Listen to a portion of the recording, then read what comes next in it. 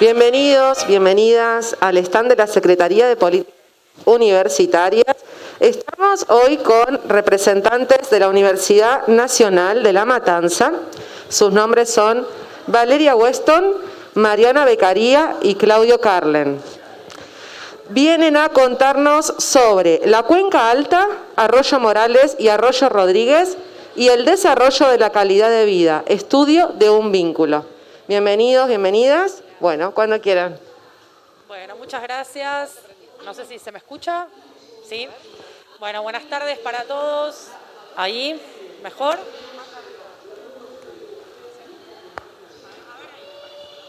Hola, hola, hola.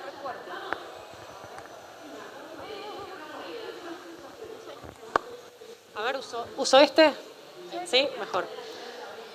Bueno, buenas tardes para todos. Gracias por la presentación. Bueno, venimos a presentar, como dice allí, el proyecto Vincular UNLAM, que digamos que el título tiene que ver con los libros que surgen de este proyecto, que es La Cuenca Alta, Arroyo Morales y Arroyo Rodríguez, y el desarrollo de la calidad de vida, estudio de un vínculo. Bueno, ¿de qué se trata este proyecto vincular? Es parte de un programa de investigación denominado AGUAS, que es un programa derivado del Programa de Apoyo al Fortalecimiento de la Ciencia y Técnica de Universidades Nacionales, de la Secretaría de Políticas Universitarias del Ministerio y la Secretaría de Ciencia y Tecnología de la UNLAM. En el 2018 justamente otorgó estos fondos que se le dieron de la Secretaría para realizar este proyecto. Como les decía, tiene que ver con parte de uno de los dos proyectos también que componen el programa AGUAS, que ahora vamos a ver qué significa el acrónimo, y que la idea, como dice Proyecto Vincular, es vincular a la universidad con la comunidad especialmente que tiene que ver con el partido de La Matanza. Nosotros tuvimos tres entidades adoptantes, que es uno de los requisitos que tiene que tener justamente este proyecto para vincular con la comunidad, y tiene que ver con 2 escuelas y una sala también de auxilios del partido de Las Heras, que también es aledaño al partido de La Matanza. Lo que nos propusimos hacer es una tarea de concientización acerca de la relación entre el medio ambiente y la calidad de vida de los habitantes que conforman ese medio ambiente. Es decir, un estudio multidimensional que tiene que ver con no solo las características ambientales del suelo y del ambiente, sino también con el desarrollo poblacional, la salud también de la comunidad y la participación ciudadana, que es una de las dimensiones que contemplamos, que tiene que ver con la participación de la comunidad en distintos, por ejemplo, centros de jubilados, clubes, entidades en donde también la participación creemos que es uno de los baluartes, ¿no?, que tiene la comunidad para también tener su opinión, debatir y reconocer también ciertas problemáticas que ellos viviendo allí en esa zona pueden detectar y pueden también fiscalizar de alguna manera. Bien, como les decía, los libros son estos 4, que ahora vamos a hablar de cada uno de ellos, que fue el resultado de la actividad, y que tiene que ver con cada una de las dimensiones que les hablaba, que no solo tiene que ver con el ambiente. Por ejemplo, en el libro 1, que es Bases y Desarrollos del Proyecto, ahora sí nos adentramos bien en el programa al que pertenece este proyecto vincular. Se denomina AGUAS, el acrónimo significa Análisis General de la Utilización del Agua y la Sustentabilidad. El título tiene que ver también con la perspectiva desde la cual fue pensado, que tiene que ver con los objetivos propuestos por la ONU para la Agenda 2030, que justamente contempla lo que es la sustentabilidad como un objetivo mayor y un objetivo general, que esto de tener en cuenta las generaciones venideras, dejarle ya sea un ambiente, un ecosistema, digamos, de bienestar y de salud para las generaciones que vienen. Por eso está el término sustentabilidad, por supuesto el término agua, que tiene que ver también con estas perspectivas de estos objetivos planteados en esta agenda. Bueno, las investigaciones que componen el programa y desde las cuales parte el proyecto vincular son dos. Hay una primera que se denomina el impacto socioeconómico de la cuenca Matanza-Riachuelo en el desarrollo del área comprendida entre Cañuelas, Puente La Noria, bueno, allí está Cañuelas, Marcos Paz, Morón, Matanza, Ezeiza, Esteban Echeverría. Es un proyecto que se denomina PIDC, que significa Proyecto de Investigación de Dependencia Compartida, que se realiza junto con el Departamento de Humanidades y Ciencias Sociales, que es donde está radicado el proyecto, el Departamento de Ciencias de la Salud, el Centro de Estudios Avanzados en Humanidades y Ciencias Sociales y la Secretaría de Extensión Universitaria. Por eso se dice dependencia compartida, quiere decir que se radica en uno de los departamentos, en una de las unidades académicas, y después se comparte con otros departamentos u otros organismos que están o institutos que están dentro de la universidad. Bien, ¿qué se realizó puntualmente? Allí tenemos distintas ideas eje que resultaron, digamos, de este primer proyecto, pero el objetivo fue hacer una primera aproximación a la cuenca Matanza-Riachuelo, teniendo en cuenta estas dimensiones. Por eso se empezó a esbozar datos, un marco teórico que tenga que ver con contemplar esta idea del ambiente y todas sus dimensiones, y esta relación recíproca ante el ambiente y la calidad de vida también de aquellos que lo habitan. Las ideas son, bueno, que se llegó a unas, digamos, a unas aproximaciones en donde se contempla que el crecimiento de las áreas urbanas, por supuesto que fueron en detrimento de alguna manera de la contaminación, ¿sí?, de la polución, y en resumidas cuentas que hay que rever esta situación, ya sea desde el lado de los procesos productivos, teniendo en cuenta que los recursos humanos, los habitantes que forman parte de la cuenca también son generadores también de producción y son generadores de empleo. Por lo tanto, también teniendo en cuenta la propia salud, la propia calidad de vida y lo que ellos generan también, si esto va, por supuesto, a ser beneficioso o no para el ambiente y para ellos mismos. Después, bueno, para seguir, bueno, tenemos también la importancia de las riberas, por supuesto, fluviales, esto de mantener por ejemplo, las riberas naturales, el paisaje natural, los recursos naturales, ¿no?, del ambiente, esa importancia que tiene que ver con también la calidad de vida, por supuesto, ¿no es cierto?, de los habitantes. Parece tal vez algo medio obvio, pero bueno, no es tanto, porque es importante, ¿no?, este reconocimiento. Uno dice, bueno, pero esto ya está contemplado, pero bueno, no es tan así. Cuando nos aproximamos a ver los marcos teóricos, a ver los datos, vimos que había un desequilibrio importante y bueno, que hay que gestionar este tipo de equilibrio, ¿no? Bueno, la segunda investigación se denomina interrelación entre las características topohidrográficas del arroyo Rodríguez, los procesos productivos y la dinámica poblacional asociada al mismo en la cabecera de la cuenca Matanza-Riachuelo. También es un PIDC, un proyecto de dependencia compartida entre el Departamento de Humanidades y Ciencias Sociales, Departamento de Salud, Centro de Estudios Avanzados en Humanidades y Ciencias Sociales y la Secretaría de Extensión Universitaria. Participaron los mismos organismos, las mismas unidades académicas que en el anterior, y lo que se hizo básicamente en esta segunda investigación fue, bueno, articular los resultados, esta primera aproximación que se realizó en el primer proyecto, y se profundizó un poco más sobre los marcos teóricos también que se realizaron, las diferentes dimensiones, ¿sí?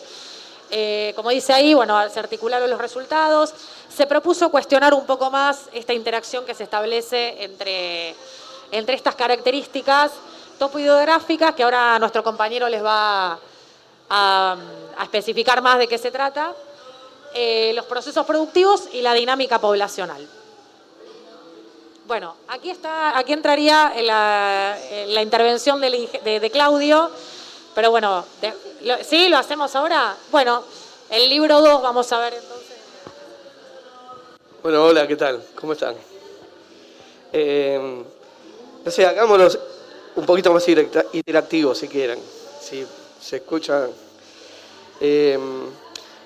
En realidad, yo les cuento más o menos por qué elegimos esa zona, ¿no? La lógica es que me desconcentra la música. La lógica, la lógica es que las cuencas altas son lo que nos permiten proveernos de este material tan importante que es el agua, ¿no? Entonces quizá es no sé si cantar o seguir hablando. Yo no me escucho. Entonces, en estas cuencas, no me puedo concentrar, en las cuencas, es difícil, hacemos un recital. En las cuencas altas, quizá es el punto más importante para proteger, ¿no? Porque es donde empieza la historia, ¿no? Cuando voy bajando en las partes más bajas, el agua se viene cargando de, lógicamente, contaminantes que son propios de los asentamientos urbanos, de los núcleos poblacionales, de las industrias, de las economías, ¿no? Producto de las economías. Cuando llegan a la cuenca baja, que sería la parte del riachuelo, ¿no? La desembocadora con el río de la Plata, la cosa se pone más espesa, ¿no? Porque es no solamente lo que contamino en la cuenca baja, sino también todo lo que voy acarreando y voy aceptando como vena hídrica desde las nacientes. Ese es el río Matanza-Riachuelo, tiene diferenciado tres cuencas, si quiere, tres espacios determinados. Si lo cortamos, la parte alta, que la parte de mayor altura sobre el nivel del mar, por eso se llama alta, ¿no? La parte media y la parte baja, ¿no? Que es donde desemboca en el río de la Plata y en la boca, la vuelta del Rocha, por ahí.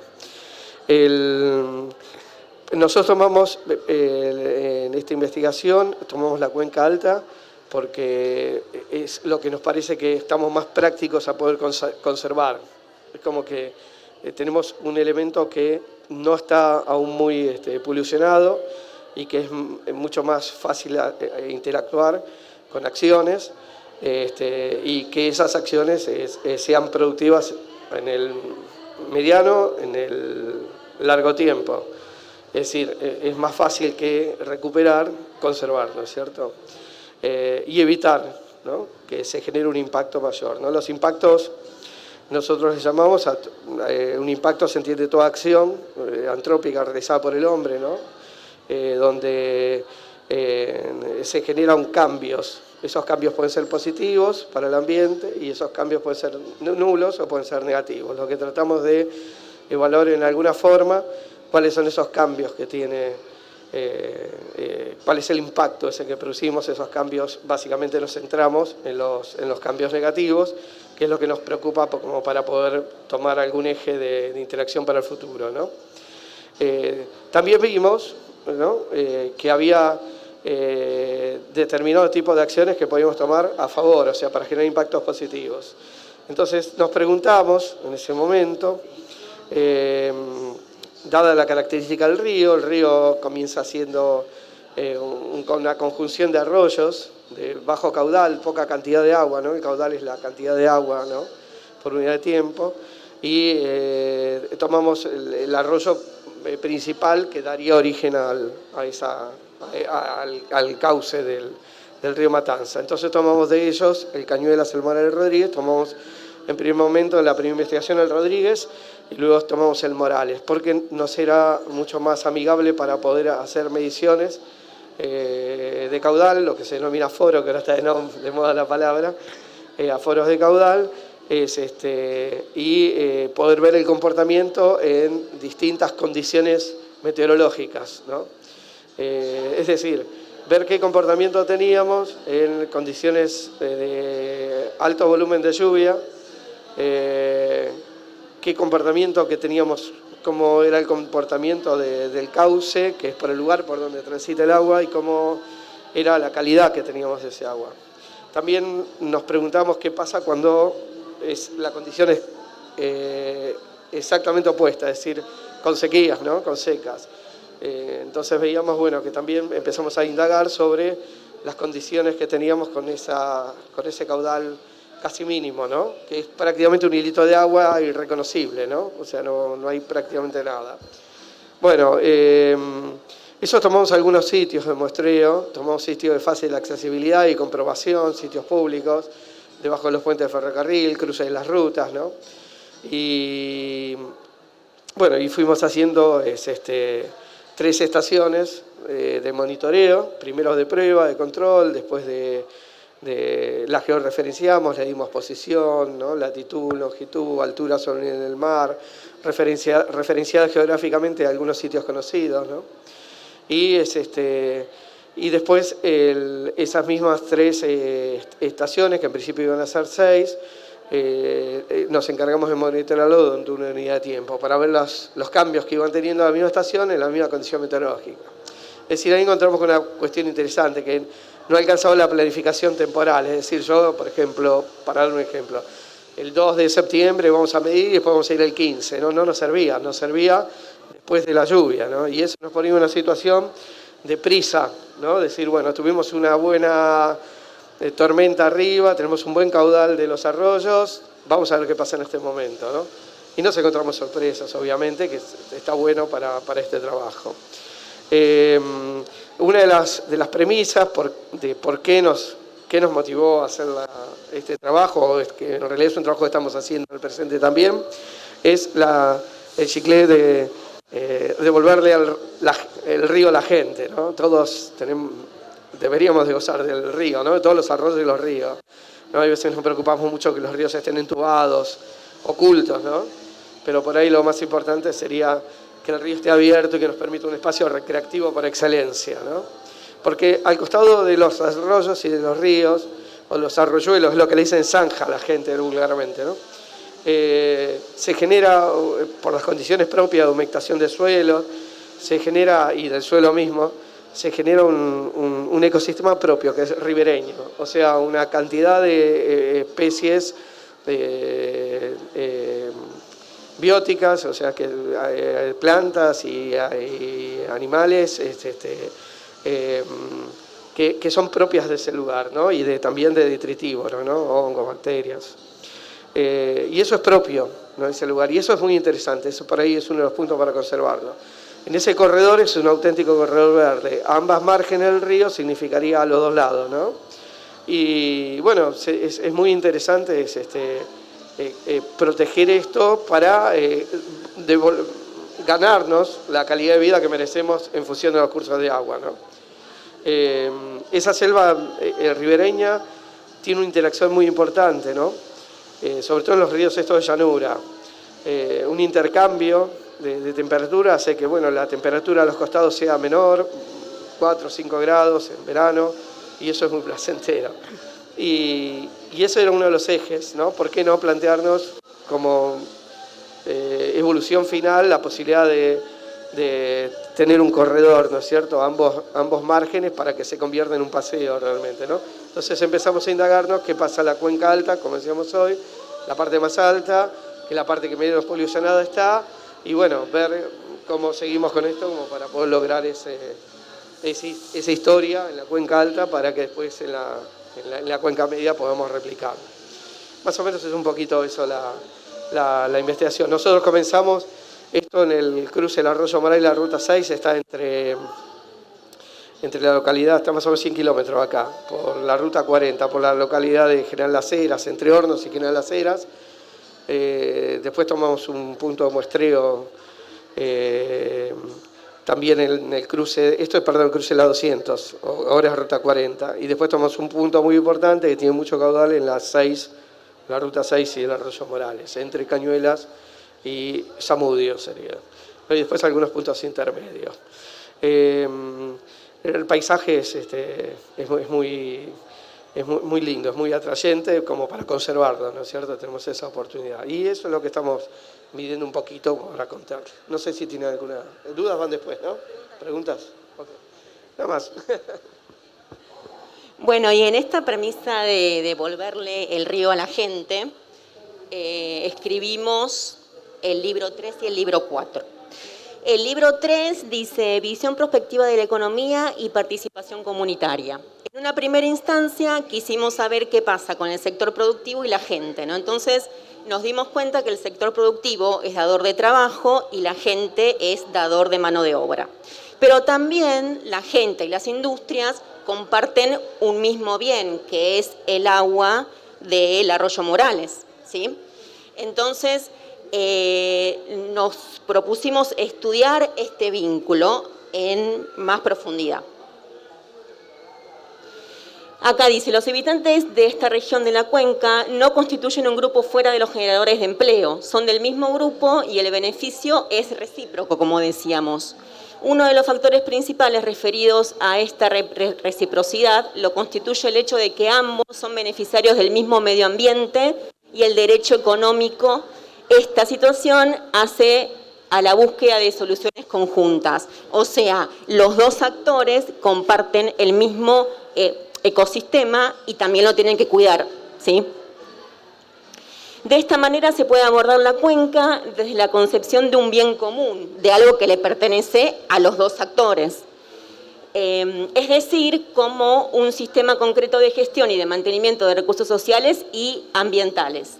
Desde la visión del autor Joan Subirats Humet, los bienes comunes son todos aquellos bienes, recursos, que más allá de la propiedad o la pertenencia, asumen por su propia vocación natural económica funciones de interés social. En este caso, el interés de las empresas es trabajar con el agua del arroyo y en este caso, el interés de los habitantes es disfrutar de ese bien.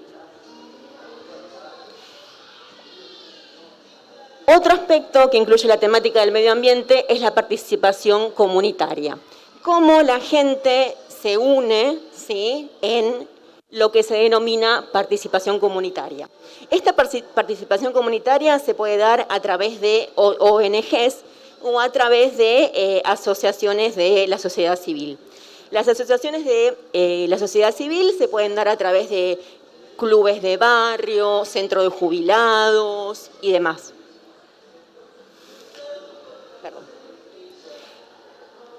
Y acá queremos resaltar que la participación de este actor contempla distintas dimensiones relacionadas entre sí, en las que cabe detenerse en 4.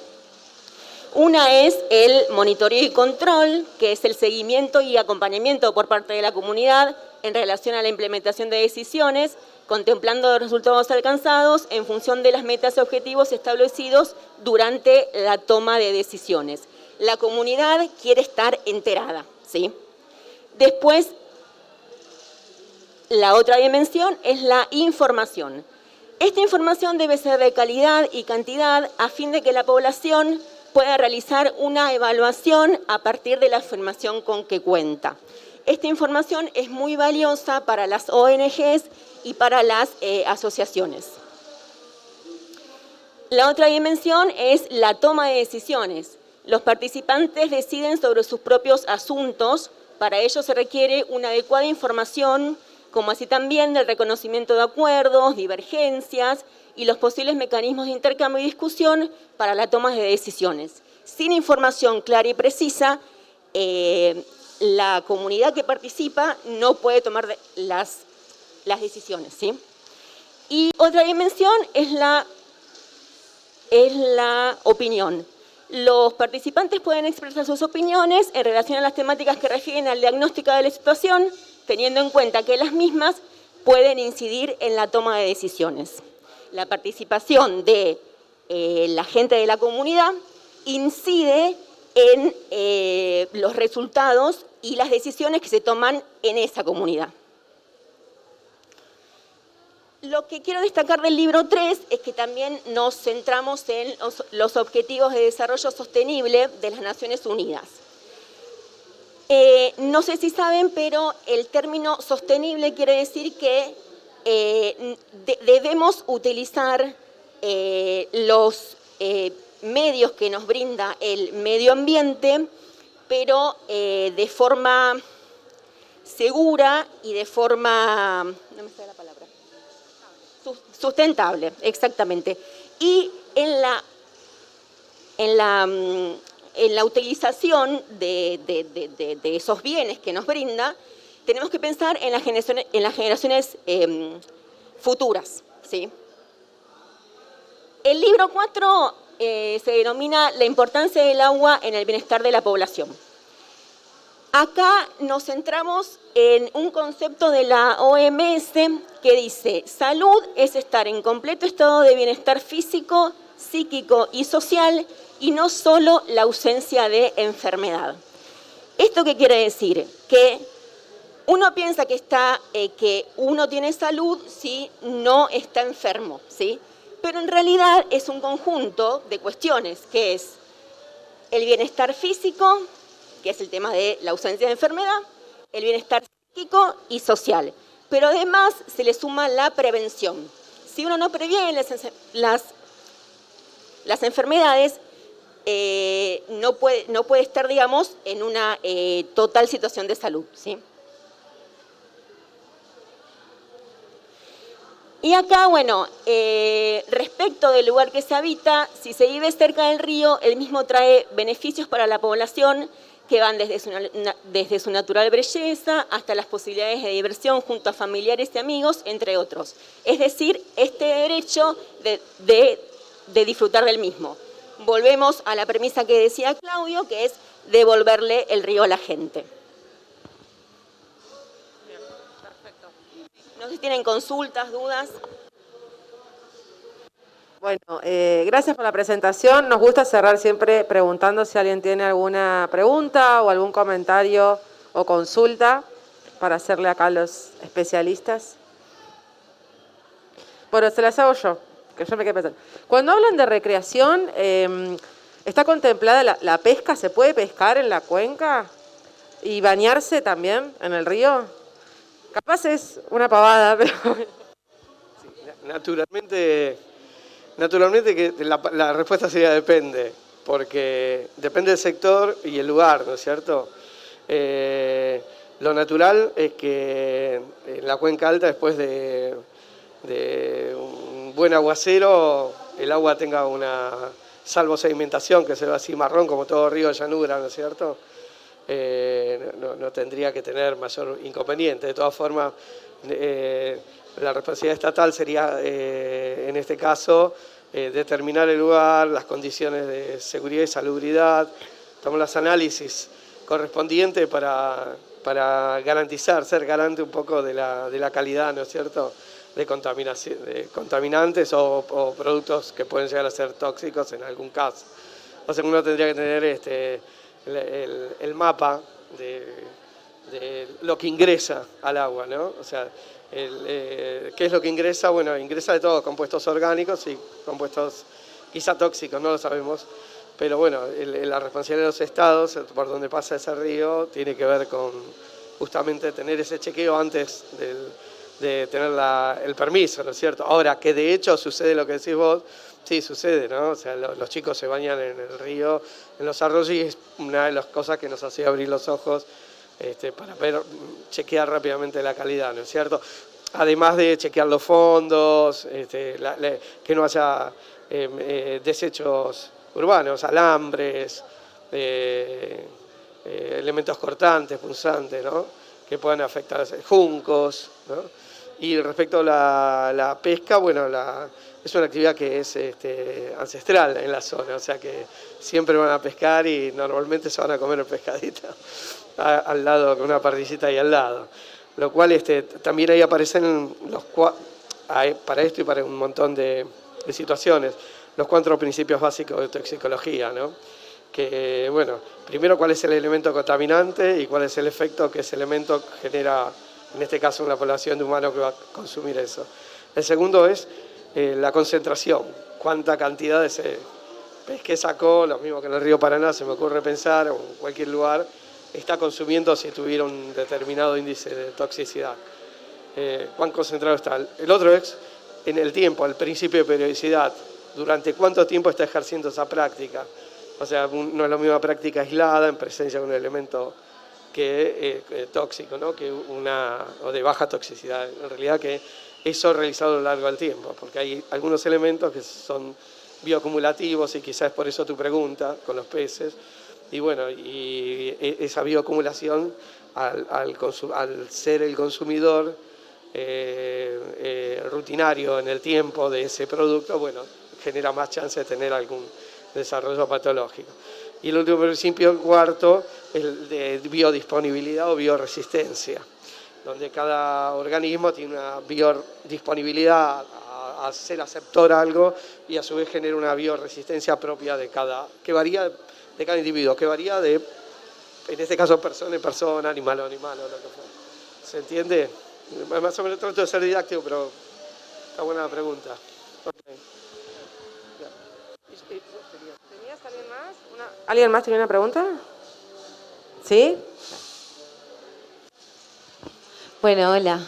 ¿Qué tal? Gracias por la exposición, re interesante.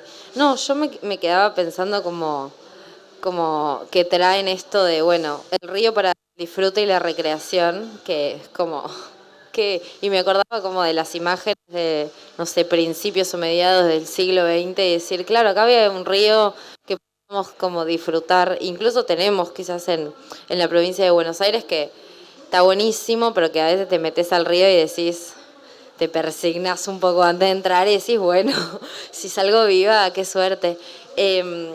Pero no, y también pensando en los 90 y también en las políticas que decís, como bueno, nos reprometieron que nos iban a devolver los ríos y como la política pública tan importante, ¿cómo se hace para que esto sea de verdad? Porque es divino y es como, sí, quiero un río cerca de mi casa, pero es bastante como frustrante a lo largo de la historia que esto sea posible, ¿no? Porque además son muchos actores los que tenés que intervenir, como esto de que la industria genera empleo, pero la industria es quien más genera desechos tóxicos al río. Y es como, bueno, ¿cómo hacemos? Porque la política pública no está instalada en esta visión. Bueno, no sé. Ahora te paso. Bueno, desde las universidades lo estamos haciendo a través desde nuestra granito de arena, digamos, investigando este vínculo, ¿no? Que ahora estamos escribiendo otro proyecto de investigación sobre la misma línea, ¿sí? Con cada proyecto tratamos de ir un poquito más profundo, ¿sí? Pero bueno, es algo que se va a lograr en un tiempo prolongado, digamos. Bueno, sí, entendí el comentario y la pregunta también. Algunas acotaciones así para dialogar, intercambiar. No siempre uno tiene la autoridad de decir, por lo menos en mi caso, decir que una industria es más contaminante que un domicilio particular. Por eso aparece el depende de vuelta.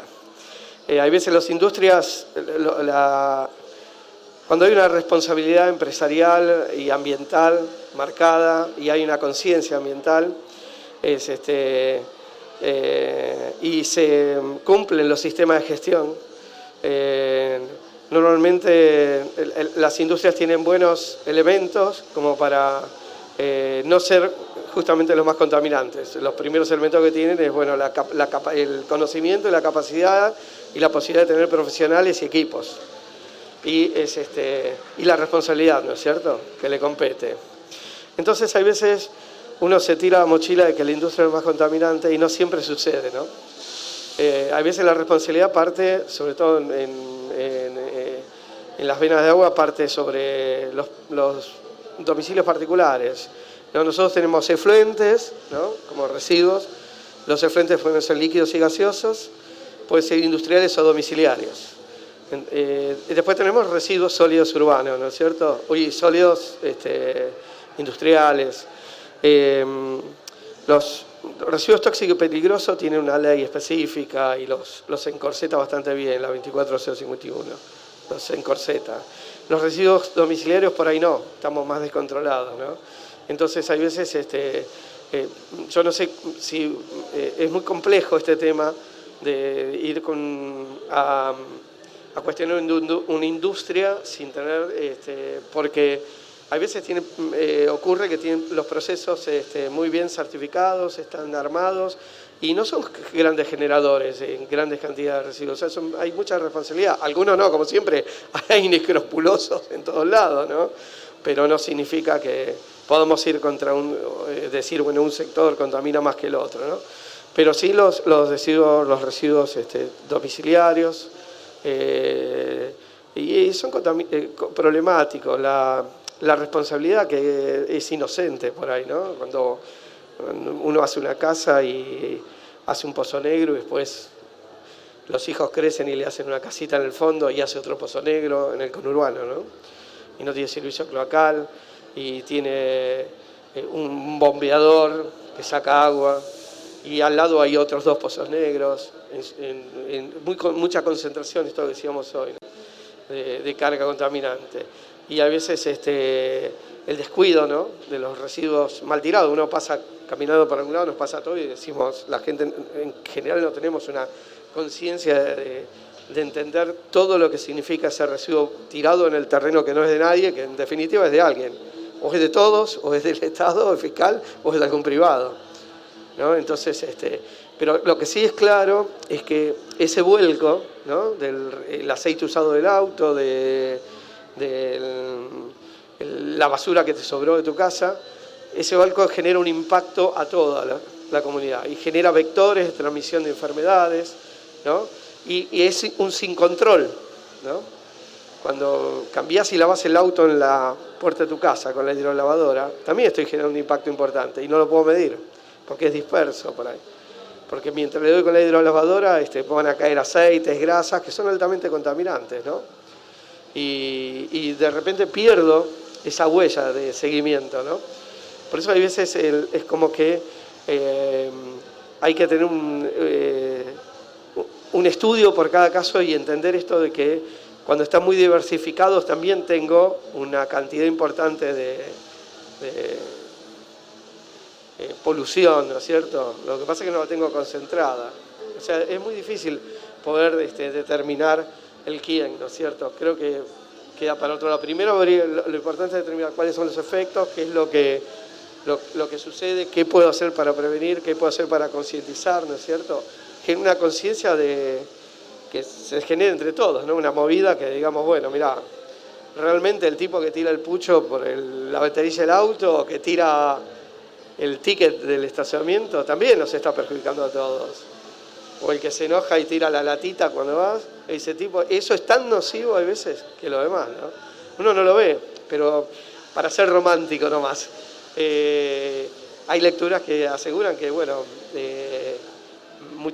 miles de animalitos, Fogelman, por ejemplo, en Fauna y Sociedad Argentina,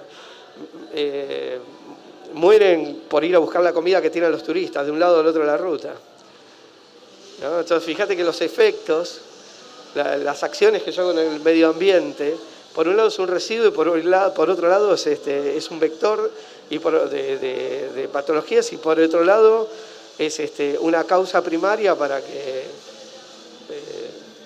un animalito vaya y sea aplastado por el auto, ¿no es cierto? O sea, fíjate cómo se va enroscando todo, ¿no? O sea, desde ser un simple, es un residuo, ¿no? Y a veces nos ponemos en la cabeza el reciclar, la palabra reciclar, ¿no? Ahora está hace tiempo, ¿no? Ya las 3 R, reciclar, reducir y reutilizar, ¿no? Bueno, a veces, pero ¿cuánto de ese hábito no lo practicamos, lo incorporamos en la vida cotidiana? Estoy convencido, ¿no? Más que lo practico porque separo el residuo, no, estoy convencido de lo que estoy haciendo, ¿no? Y ahí es donde cuánto de los elementos cotidianos yo me estoy permitiendo tirar para que, bueno, alguna planta depuradora gaste más energía y la depure, ¿no? Porque no es que mágicamente desaparece, ¿no? Entonces, ahí uno podría medir 2 cosas, que de hecho hemos medido en algunos lugares, pero bueno, por la charla se nos va el tiempo, pero volumen y peso de los residuos. Y después calidad. O sea, el peso, cuánto en peso, el volumen que ocupa y después la calidad. O sea, la posibilidad de... ¿Por qué la calidad? La facilidad que tiene para ser degradado, ¿no? Y convertido en sustancias más inocuas, ¿no? Aceptadas por el ambiente.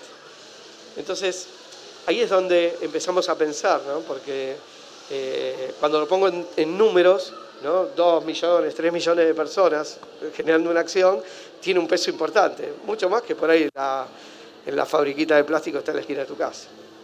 Pero sin desmerecer unos y otros, ¿no? ¿Se entiende más o menos?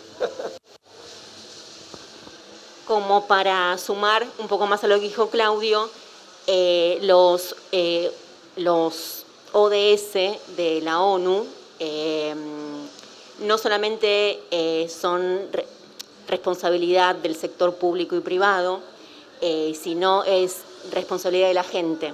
Lo que pasa que no está tan difundido, digamos, pero para el cumplimiento de esos ODS, que son 17 y que supuestamente los tenemos que cumplir para el año 2030, los tres sectores tenemos que hacer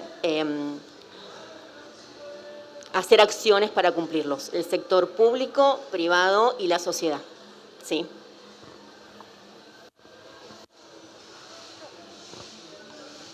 Bueno, muchas gracias, muy interesante. Felicitaciones por el proyecto, por los libros y, bueno, por venir, básicamente. Les cerramos con un fuerte aplauso.